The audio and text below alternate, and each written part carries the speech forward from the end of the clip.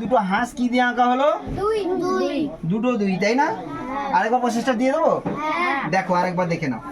প্রথমে এরকম একটা দুই লিখবো, তারপরে আরেকটা দুই, দুটো দুই লিখলাম।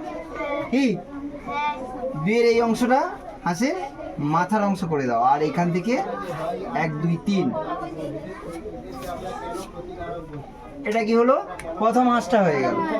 দ্বিতীয় হাঁসটা সেই একই প্রসেস, শুধু এর ডানাটা ওর ভেতরে ঢুকে যাবে, কারণ এটার পেছনের অংশ না, পুরোটা দেখা যাবে না।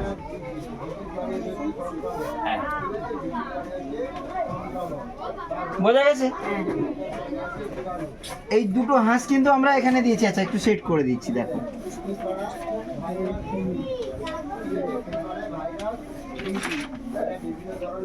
বোঝা গেছে তো?